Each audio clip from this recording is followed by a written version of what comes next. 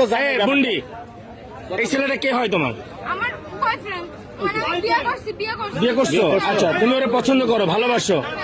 তোমার বাবা কে? আমার আব্বু। ওই যে ওরা আমি চিনি তো, আমার এই যে ইনি তোমার বাবা, উনি তোমার নিতে আসছে। তুমি কি তার সাথে যাবা? আমি ওনার সাথে যাবো। এখন তো তুমি তো প্রাপ্তবয়স্ক হও নাই। একটু দাঁড়াও, একটু ধৈর্য ধরো। আমি প্রাপ্তবয়স্ক হই না, আমার বিয়ে দেবে কেন? তো আপনি কি আপনার মেয়ে বিয়ে দিচ্ছেন? আমি বিয়ে দেওয়ার জন্য আমি ছেলেও আছে, বিয়ে না বসবে থাকবে আমার বাড়ি থাকবে।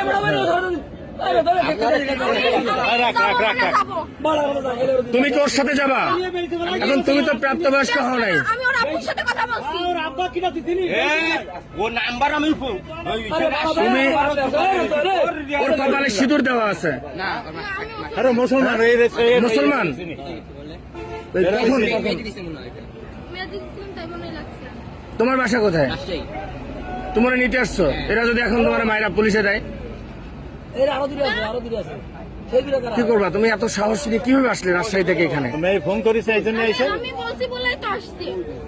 তুমি সাহস দিয়ে আনছো, এমনকি তুমি ওর সাথে যাবা? হ্যাঁ, যাবো। আর ও যদি তোমার একটা বিপদে ফেলে তাহলে কি হবে? কি করে বিপদে ফেলবে?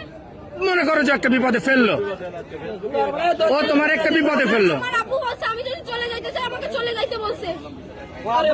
তুমি আর গায়ে হাত দেবো না।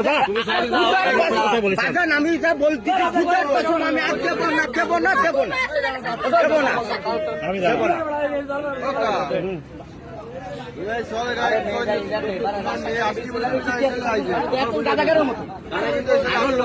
আরো লোক আছে, একটা গুরু আছে, একটা হিন্দু মেয়ে, এর গুরু আছে। আমি আপনাদের সেই মায়েও আমি আটকাইছি। না না, প্রশাসনের বাইরে দেওয়া যাবে না। তোমরা একটু এদিকে আসো, আমার সাথে আসো।